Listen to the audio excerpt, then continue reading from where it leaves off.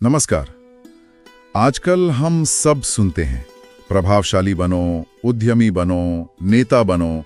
ये शब्द बड़े आकर्षक लगते हैं। हाँ बिल्कुल। लेकिन इन सब के पीछे ये जो बात है अपनी जिंदगी का सीईओ बनना, इसका असल मतलब क्या है? क्या ये सिर्फ कोई नया फैशन वाला मुहावरा है या इसमें कोई गहरी सच्चाई है? ये सवाल बहुत अच्छा है और आज के समय में बहुत जरूरी भी। और हाँ, ये सिर्फ मुहावरा नहीं है, बिल्कुल नहीं। इसके पीछे एक गहरा दर्शन छिपा है, सच में। अच्छा। हाँ, और आज हम इसी दर्शन की गहराई में उतरेंगे।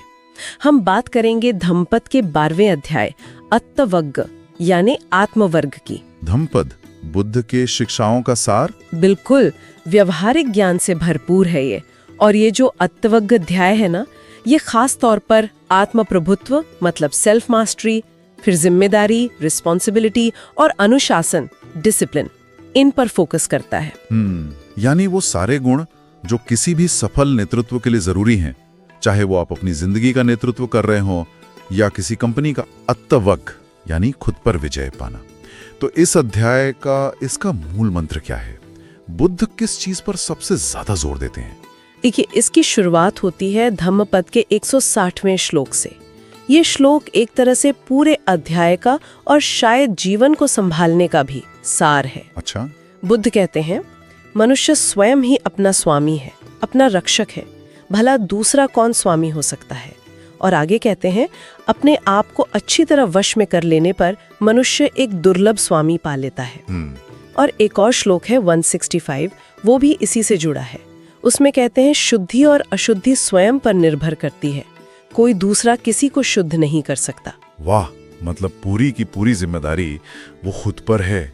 सुख दुख, सफलता असफलता, अच्छा बुरा, सबका रिमोट कंट्रोल अपने ही हाथ में। बिल्कुल। लेकिन बुद्ध ने इस आत्म जिम्मेदारी पर इतना ज्यादा जोर क्यों दिया? आजकल का माहौल तो थोड़ा अलग लगता है ना? हाँ, वो तो है। जिसे हम ब्लेम कल्चर कहते हैं, दोष देने की संस्कृति, वो ज्यादा दिखती है। लोग बड़े आराम से अपनी मुश्किलों के लिए दूसरों को जिम्मेदार ठहरा देते हैं। कभी माँ बाप, कभी समाज, कभी सरकार, कभी किस्मत। अरे आजकल तो लोग एल्गोरिथम को भी दोष दे देते हैं। आपने बिल्कुल सही पकड़ा। ये दोषारोपण संस्कृति और बुद्ध की शिक्षा ठीक इसके उलट खड़ी है। इसे समझने के लिए ना, वो सीईओ वाली मिसाल जिसका जिक्र आपने शुरू में किया, वो बड़ी अच्छी है। हाँ। सोचिए, कोई कंपनी का सीईओ है। अब अगर कंपनी लगातार नुकसान में जा रही है, सेल्स गिर रही हैं, एम्प्लॉइज नाखुश हैं, तो क्या वो सीईओ सिर्फ ये कह के बच सकता है कि मेरे कर्मचारी ठीक नहीं है या मार्केट ही खराब है? नहीं, बिल्कुल नहीं। अगर वो ऐसा कहेगा तो इन्वेस्टर्स और बोर्ड तो उसे बाहर कर देंगे। आखिर में तो कंपनी के अच्छे बुरे की जिम्मेदारी उसी की होगी ना। एग्जैक्टली। उसे देखना पड़ेगा, समझना पड़ेगा, रणनीति बदलनी होगी, कड़े फैसले लेने होंगे, लीडरशिप दिखानी होगी। हम अपनी जिंदगी की हालत के लिए बाहरी चीजों को दोष देकर ना, खुद को सुधारने का रास्ता ही बंद कर देते हैं। मान लिया कि हालात मुश्किल हो सकते हैं, लोग बुरा बर्ताव कर सकते हैं, सिस्टम में कमियां हो सकती हैं, ये सब सच है। लेकिन उन हालातों पर हम रिएक्ट कैसे करते हैं, ये चुनाव तो हमारा है। हाँ, ये बात तो है। क्या हम बस निराश होकर बैठ जाते हैं? क्या हम बदला लेने की सोचते हैं? या फिर हम शांत रहकर समझदारी से कोई हल ढूंढते हैं? बुद्ध कहते हैं कि हमारी अंदरूनी शुद्धि या अशुद्धि, हमारी मन की शांति या अशांति, ये हमारी प्रतिक्रियाओं और चुनावों पर टिकी है, बाहरी घटनाओं पर नहीं। ये बहुत गहरा पॉइंट है। और खासकर आज की युवा पीढ़ी के लिए ये समझना बहुत जरूरी है कि मेंटल हेल्थ हो, डिसिप्लिन हो या जिंदगी का मकसद हो, ये चीजें आप खरीद नहीं सकते, किसी और से आउटसोर्स नहीं कर सकते। सही बात। अड़ी चलानी तो खुद ही पड़ेगी, जिम्मेदारी लेनी ही होगी। यानी हालात को स्वीकार करना, पर अपनी प्रतिक्रिया का मालिक खुद बनना। जी। ये तो सिर्फ कोई आध्यात्मिक बात नहीं हुई, ये तो रोज की जिंदगी जीने का एक प्रैक्टिकल तरीका है। बिल्कुल, यही तो बुद्ध की शिक्षा की खासियत है, बहुत प्रैक्टिकल। चलिए फिर अत्तवग्ग की इन मूल शिक्षाओं को थोड़ा और खोलते हैं। आपने 4 मुख्य बातें बताई थी: आत्म जिम्मेदारी, आत्म संयम, आत्म जागरूकता और आत्म अनुशासन। पहले ये आत्म जिम्मेदारी को थोड़ा और समझते हैं। हाँ, आत्म जिम्मेदारी, ये इस बात को गहराई से मानना है कि हमारा आज और हमारा आने वाला कल वो हमारे बीते हुए और आज के कामों और फैसलों का नतीजा है। ये किस्मत या चांस का खेल नहीं है। कर्म का सिद्धांत। हाँ बिल्कुल, जैसे किसान है वो जो बीज बोएगा वैसी ही फसल काटेगा। अगर हम गुस्से, जलन, आलस के बीज बोएंगे तो जाहिर है दुख और नाकामी की फसल काटेंगे। सही। और अगर हम दया, दोस्ती, मेहनत के बीज बोएंगे तो सुख और संतोष मिलेगा। ये कर्म का सिद्धांत है, ये कोई बाहर की शक्ति नहीं चला रहे, ये तो बस कारण और परिणाम का एक नेचुरल नियम है। मतलब मुश्किल हालात में भी चुनाव हमारा है। बिल्कुल, मुश्किल से मुश्किल हालात में भी हमारे पास हमेशा यह आजादी होती है कि हम रिएक्ट कैसे करें। आपने विक्टर फ्रैंकल का नाम सुना होगा? हाँ, जिन्होंने कंसंट्रेशन कैंप्स में भयानक चीजें झेली। जी, उन्होंने कहा था इंसान से सब कुछ छीना जा सकता है सिवाय एक चीज के, उसकी आखिरी मानवीय स्वतंत्रता। किसी भी परिस्थिति में अपना नजरिया चुनने की, अपना रास्ता चुनने की आजादी। यही आत्म जिम्मेदारी का निचोड़ है। परिस्थितियों पर प्रतिक्रिया चुनने की स्वतंत्रता, ये तो बहुत ही शक्तिशाली विचार है। अब दूसरे पॉइंट पर आते हैं, आत्मसंयम। ये सुनने में थोड़ा मुश्किल लगता है आज की दुनिया में तो और भी, जहां ध्यान भटकाने वाली इतनी चीजें। आत्म प्रभुत्व के लिए ये जरूरी है। आत्मसंयम का मतलब है अपने मन और अपनी इंद्रियों पर काबू रखना। बुद्ध कहते हैं कि दूसरों पर जीत हासिल करने से या दूसरों को कंट्रोल करने की कोशिश करने से कहीं ज्यादा जरूरी और मुश्किल काम है अपने मन पर जीत हासिल करना। ये तो सच है, मन तो भागता रहता है। हाँ बिल्कुल, हमारा मन एक बेलगाम घोड़े जैसा है। कभी अतीत की यादों में भागता है, कभी भविष्य की चिंताओं में, कभी अभी की इच्छाओं के पीछे। सोशल मीडिया है, मनोरंजन है, खाना पीना है, अनगिनत चीजें हैं जो इसे अपनी तरफ खींचती हैं। तो आत्मसंयम क्या है? मन को दबाना? नहीं, दबाना नहीं। आत्मसंयम का मतलब है इस भागते हुए मन को साधना, इसे नुकसान पहुंचाने वाली इच्छाओं और विचारों से हटाकर अच्छे, कुशल विचारों और लक्ष्यों पर लगाना। यह जबरदस्ती का दमन नहीं है, बल्कि समझदारी से उसे सही दिशा देना है। अच्छा, जैसे बच्चे को हम खतरनाक चीजों से दूर रखते हैं। बिल्कुल सही। वैसे ही हमें अपने मन को बुरे प्रभावों से बचाना है, और इसका अभ्यास धीरे धीरे होता है, ध्यान से, माइंडफुलनेस से। मन का दमन नहीं बल्कि निर्देशन, ये समझना जरूरी है। अच्छा, और तीसरा स्तंभ था आत्म जागरूकता। इसका क्या मतलब है? आत्म जागरूकता यानी खुद को ईमानदारी से जानना, बिना किसी लीपा पोती के, बिना अहंकार या बचाव के, अपनी ताकत को पहचानना और अपनी कमजोरियों को मानना। यह आसान नहीं होता। बिल्कुल नहीं। अक्सर हम अपनी गलतियां देखना ही नहीं चाहते, उन्हें नजरअंदाज कर देते हैं या उनके लिए बहाने बनाते हैं। हमारा जो ईगो है ना, वो हमें अपनी कमियां मानने से रोकता है। हाँ। आत्म जागरूकता का मतलब है जैसे कोई निष्पक्ष वैज्ञानिक होता है ना, वैसे अपने मन की स्टडी करना। मेरे अंदर कौन से विचार बार बार आते हैं, किन हालात में मुझे गुस्सा आता है, मैं किन चीजों से डरती हूँ, मेरी कौन सी आदतें मुझे मेरे लक्ष्य से दूर ले जा रही हैं। ये सब बिना खुद को जज किए, बस जागरूकता के साथ देखना। जैसे डॉक्टर बीमारी का पता लगाने के लिए लक्षण देखता है। बिल्कुल वैसे ही हमें अपने मानसिक और भावनात्मक पैटर्न को समझना होगा। जब तक सही डायग्नोसिस नहीं होगा, इलाज कैसे होगा? यही है आत्म जागरूकता, खुद के सिस्टम को समझना। खुद का निष्पक्ष मूल्यांकन, इसमें तो हिम्मत चाहिए। और चौथा स्तंभ आत्म अनुशासन। प्रेरणा या मोटिवेशन तो आती जाती रहती हैं, पर अनुशासन कैसे बनाए रखें? हाँ, यहीं पर आत्मानुशासन का रोल आता है। बुद्ध जानते थे कि प्रेरणा या जोश वो थोड़े समय के लिए होता है। आज आप बड़े जोश में कोई फैसला ले सकते हैं, पर 2 दिन बाद वो जोश ठंडा पड़ सकता है। हाँ, ये तो होता है। तो जो असली बदलाव है, जो पक्की तरक्की है, वो आत्म अनुशासन से आती है।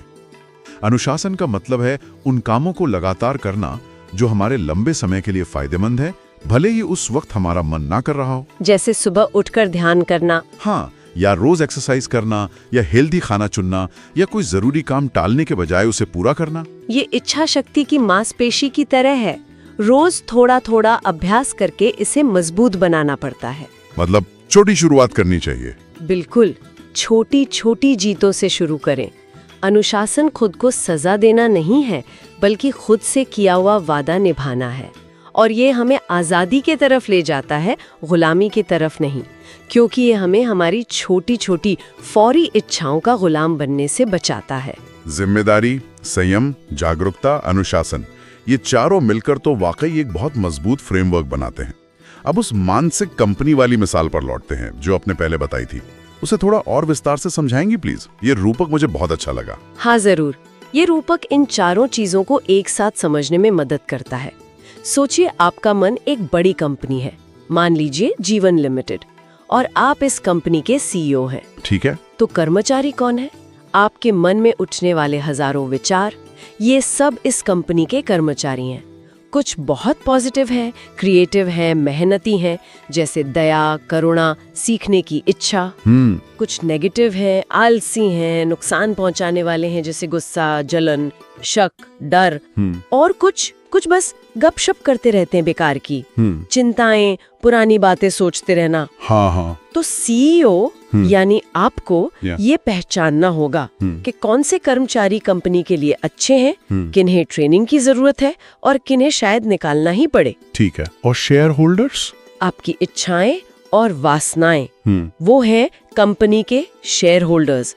वो लगातार मुनाफा चाहते हैं, यानी सुख और संतुष्टि। हाँ। कुछ इच्छाएं शेयर होल्डर्स कंपनी की लंबी सेहत के लिए अच्छी हैं, जैसे ज्ञान पाने की इच्छा, सेहतमंद रहने की इच्छा। लेकिन कुछ इच्छाएं सिर्फ फौरन फायदा चाहती हैं, जैसे आलस का सुख, नशे का मजा, ज्यादा खाने का मजा, भले ही इससे कंपनी को बाद में नुकसान हो।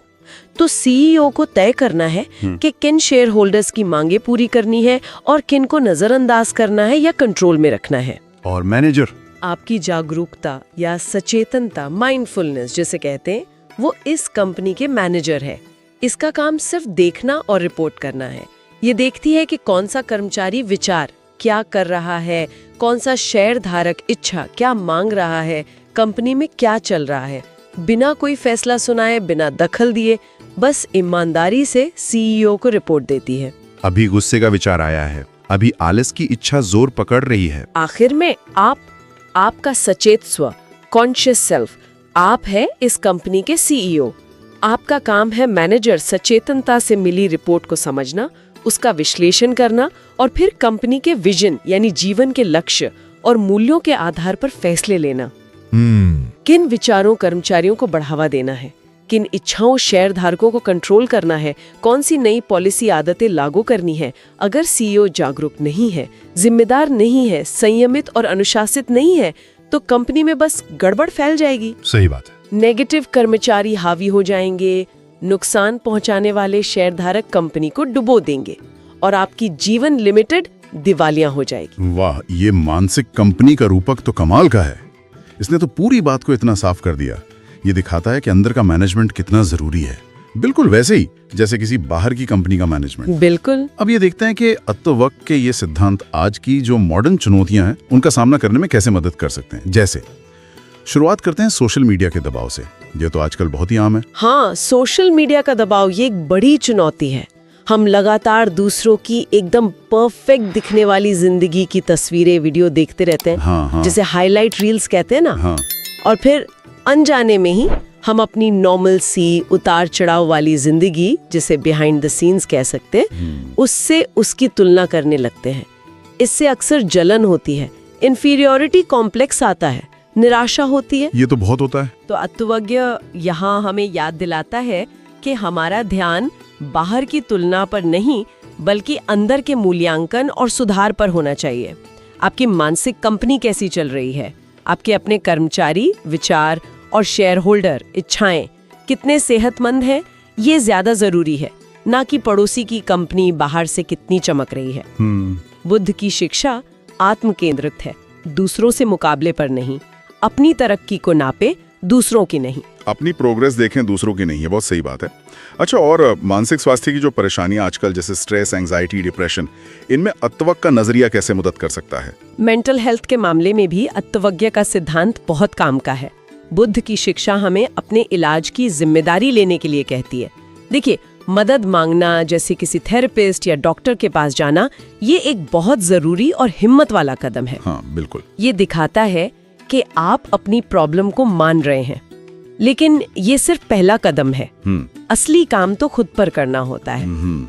आत्म जागरूकता, अपने विचारों, भावनाओं, पैटर्न्स को समझना, आत्म संयम, नुकसानदायक सोच और व्यवहार से बचना, आत्म अनुशासन, हेल्दी आदतें अपनाना थेरेपी या दवा टाइम पर लेना, ये सब रिकवरी प्रोसेस का जरूरी हिस्सा है। आप बाहर के एक्सपर्ट्स की सलाह ले सकते हैं, जैसे सीईओ सलाहकार रखता है, लेकिन आखिर में अपनी मानसिक कंपनी को सेहतमंद रखने के फैसले और कोशिशें तो सीईओ यानी आपको ही करनी होंगी, जिम्मेदारी लेनी होगी। और करियर को लेकर जो कंफ्यूजन होता है कई बार, या दिशाहीनता महसूस होती है, कई लोग समझ नहीं पाते कि उन्हें जिंदगी में करना क्या है। बिल्कुल, यहाँ भी सीईओ वाली सोच बहुत काम आती है। सोचिए, एक अच्छा सीईओ अपनी कंपनी के लिए सबसे पहले क्या करता है? विजन और मिशन तय करता है। ये चीजें कंपनी के हर फैसले का आधार बनती है। अच्छा, इसी तरह अत्तवग हमें अपनी जिंदगी का सीईओ बनने के लिए कहता है। हमें खुद से पूछना होगा, मेरा पर्सनल विजन क्या है, मैं जिंदगी से असल में चाहता क्या हूँ, मेरा मिशन क्या है, मैं दुनिया में क्या योगदान देना चाहता हूँ, मेरे मूल्य क्या हैं, मेरे लिए सबसे जरूरी सिद्धांत कौन से हैं, जैसे ईमानदारी, दया, ज्ञान, क्रिएटिविटी। जब ये क्लैरिटी आती है ना, तो करियर के फैसले लेना बहुत आसान हो जाता है। आप उन मौकों और रास्तों को चुन सकते हैं जो आपके विजन, मिशन और मूल्यों से मेल खाते हों, और उन चीजों को ना कह सकते हैं जो मेल नहीं खाते, चाहे वो कितने भी आकर्षक क्यों ना लगे। और रिश्तों में जो मुश्किलें आती हैं, खासकर जिन्हें टॉक्सिक रिलेशनशिप्स या नुकसानदेह रिश्ते कहते हैं, वहां ये सीईओ वाली सोच कैसे काम करेगी? देखिए, नुकसानदेह रिश्ते हमारे मानसिक कंपनी के लिए वैसे ही हैं जैसे कोई बुरा नेगेटिव कर्मचारी हो या कोई धोखेबाज पार्टनर। वो हमारी एनर्जी चूस लेते हैं, हमारी शांति भंग करते हैं, हमें हमारे लक्ष्यों से भटकाते हैं। सही बात है। अत्वक की शिक्षा यहाँ आत्मसुरक्षा और सीमा तय करने पर जोर देती है। सीईओ वाली सोच का मतलब है अपनी कंपनी यानी अपनी जिंदगी की सेहत की रक्षा करना। इसके लिए जरूरी है कि हम हेल्दी बाउंड्रीज बनाएं। सीमाएं बनाना। हाँ, एक अच्छा सीईओ किसी जहरीले कर्मचारी को पूरी कंपनी बर्बाद नहीं देने देगा। उसी तरह हमें भी उन लोगों के साथ अपनी बातचीत और व्यवहार की सीमाएं तय करनी होंगी जो लगातार हमें नीचा दिखाते हैं, हमारा फायदा उठाते हैं या हमारी मानसिक शांति खत्म करते हैं। इसका मतलब हमेशा रिश्ता तोड़ना ही नहीं होता, बल्कि ये तय करना होता है कि हम कितनी एनर्जी और टाइम उस रिश्ते में लगाएंगे और हम किस तरह का बर्ताव बर्दाश्त नहीं करेंगे। ये अपनी मानसिक कंपनी के गेट पर एक मजबूत गार्ड तैनात करने जैसा है, जो सिर्फ पॉजिटिव और हेल्दी असर को ही अंदर आने दे। ये सब सुनने के बाद तो ऐसा लग रहा है कि ये सिद्धांत जिंदगी के हर पहलू पर लागू होते हैं। अगर कोई सुनने वाला वाकई अपनी जिंदगी का सीईओ बनने की तरफ कदम बढ़ाना चाहे, तो इसका कोई प्रैक्टिकल रोड मैप या गाइडेंस क्या हो सकता है? कुछ ठोस कदम जो वो उठा सके? हाँ बिल्कुल, इसे एक रोड मैप की तरह देख सकते हैं जिसे कोई भी धीरे धीरे अपना सकता है। कुछ स्टेप्स हैं। बताइए। पहला, अपना विजन स्टेटमेंट लिखें। शांति से बैठें और सोचें कि आप अपनी जिंदगी से असल में क्या चाहते हैं। सेहत, रिश्ते, करियर, आध्यात्मिक विकास, हर पहलू में आपकी क्या इच्छा है, इसे कुछ वाक्यों में साफ साफ लिखें। ये आपके कंपनी का गाइड होगा। जैसे, मेरा लक्ष्य लगातार सीखते हुए दया और ईमानदारी से जीना और दूसरों की जिंदगी में पॉजिटिव योगदान देना है। ठीक है। दूसरा, नियमित सेल्फ ऑडिट करें। जैसे कंपनियां क्वार्टरली रिपोर्ट बनाती है ना, वैसे ही रेगुलरली, शायद हर हफ्ते या महीने, अपनी मानसिक कंपनी का ऑडिट करें। ईमानदारी से देखें, मेरी ताकत क्या है, कमजोरी क्या है, कौन सी आदतें मुझे आगे बढ़ा रही हैं, कौन सी पीछे खींच रही हैं, कहाँ फौरन ध्यान देने की जरूरत है। इसे डायरी में लिख सकते हैं। Self audit. तीसरा, माइंड मैनेजमेंट का अभ्यास करें। रोज कम से कम 5-10 मिनट माइंडफुलनेस या ध्यान करें। अपनी सांस पर ध्यान दें, अपने विचारों और भावनाओं को बिना उनमें उलझे देखें। ये आपकी मैनेजर यानी सचेतनता को ट्रेन करेगा, जिससे आप बेहतर सीईओ बन पाएंगे। चौथा, एक अनुशासन दिनचर्या बनाएं। छोटी शुरुआत करें। कोई एक हेल्दी आदत चुनें और उसे लगातार करने का डिसिप्लिन बनाएं। जैसे रोज सुबह 10 मिनट एक्सरसाइज, या सोने से 1 घंटा पहले स्क्रीन बंद करना, डिजिटल डिटॉक्स, या रोज कुछ पन्ने पढ़ना। जब एक आदत पक्की हो जाए तब दूसरी जोड़ें। धीरे धीरे ये आपकी इच्छा शक्ति को मजबूत करेगा। पांचवा, निर्णय लेने का आधार बनाएं। कोई भी जरूरी फैसला लेने से पहले या कोई काम शुरू करने से पहले खुद से पूछें, क्या ये काम, ये विचार, ये शब्द मुझे और दूसरों को लंबे समय में शांति और सुख देगा या दुख और अशांति? सीईओ हमेशा कंपनी के हित में फैसला लेता है। आपको अपने सच्चे हित में, जो पल भर के सुख से अलग है, फैसला लेना है। और आखिरी, छठा और आखिरी, अकाउंटेबिलिटी यानी जवाबदेही तय करें। अपनी प्रोग्रेस पर नज़र रखें। जर्नल या डायरी लिखना इसमें बहुत मदद करता है। अपने लक्ष्य, अपनी कोशिशें, अपनी सफलताएं और असफलताएं सब लिखें। अगर आप रास्ते से भटक जाते हैं तो खुद को कोसने के बजाय सीईओ की तरह सोचें कि क्या गलत हुआ और क्या सुधारा जा सकता है। बहाने नहीं, एडजस्टमेंट करें। चाहें तो किसी भरोसेमंद दोस्त या मेंटर को अपना अकाउंटेबिलिटी पार्टनर भी बना सकते हैं। ये रोड मैप तो बहुत ही प्रैक्टिकल और स्टेप बाय स्टेप करने लायक लग रहा है। क्या इतिहास से या आज के जमाने से कोई ऐसा प्रेरणा देने वाला उदाहरण है जहां किसी ने सचमुच इसी तरह अपनी जिंदगी को बदला हो, अपनी जिंदगी का सीईओ बनकर दिखाया हो? बौद्ध इतिहास में अंगुलीमाल की कहानी शायद इसका सबसे जबरदस्त उदाहरण है। अंगुलीमाल, वो डाकू? हाँ वही। अंगुलीमाल एक समय का खूंखार डाकू था। कहते हैं उसने 999 लोगों को मारकर उनकी उंगलियों की माला पहनी थी, इसलिए नाम पड़ा अंगुलीमाल। वो समाज के लिए एक दहशत था। लेकिन जब उसका सामना बुद्ध से हुआ और उसने बुद्ध की शिक्षा सुनी तो उसके अंदर एक जबरदस्त बदलाव आया। उसने अपने भयानक अतीत के लिए किसी और को दोष नहीं दिया, न समाज को न हालातों को। उसने अपने कर्मों की पूरी जिम्मेदारी ली, गहरा पछतावा किया और बुद्ध का शिष्य बनकर भिक्षु बन गया। सच में? हाँ, उसने न सिर्फ हत्याएं करनी छोड़ी बल्कि अपनी बाकी जिंदगी शांति और दया का संदेश फैलाने में लगा दी। ये दिखाता है कि कोई इंसान कितना भी नीचे गिर गया हो, अगर वो आत्म जिम्मेदारी लेता है और आत्म अनुशासन का पालन करता है तो वो पूरी तरह बदल सकता है। उसने सचमुच अपनी मानसिक कंपनी का सीईओ बनकर उसे तबाही से सृजन की ओर मोड़ दिया। अंगुलीमाल की कहानी तो रोंगटे खड़े कर देती है। ये दिखाती है कि बदलाव की गुंजाइश हमेशा रहती है, बस जिम्मेदारी लेने की जरूरत है। बिल्कुल। और आज की जिंदगी में भी हमें ऐसे अनगिनत उदाहरण मिलते हैं। सोचिए उन लोगों के बारे में जो गंभीर नशे की लत से बाहर आए हैं। हाँ। या जिन्होंने बड़े बिजनेस फेलियर या पर्सनल ट्रेजेडी के बाद खुद को फिर से खड़ा किया है, या जिन्होंने गहरे मेंटल ट्रॉमा से उभरकर न सिर्फ नॉर्मल जिंदगी जी बल्कि दूसरों के लिए प्रेरणा बने। ऐसी कई कहानियां हैं। इन सभी कहानियों में एक बात कॉमन मिलेगी, उन्होंने बाहरी हालातों या दूसरों को दोष देना बंद किया और अपनी जिंदगी की, अपनी प्रतिक्रियाओं की, अपने चुनावों की जिम्मेदारी अपने हाथ में ली। उन्होंने माना कि वो अपनी मानसिक कंपनी के सीईओ हैं और उसे बेहतर बनाना उनकी जिम्मेदारी है। सही कहा। यहाँ तक कि एंटरप्रेन्योरशिप में भी, जिसे आप अक्सर लीडरशिप से जोड़ते हैं, कई सफल लोग कहते हैं कि उनकी कामयाबी का राज कोई अनोखी प्रतिभा नहीं बल्कि जबरदस्त आत्म अनुशासन था। लगातार मेहनत करना, गलतियों से सीखना, फोकस बनाए रखना और हार न मानना, ये सब अथर्व के सिद्धांतों का ही तो प्रैक्टिकल रूप है।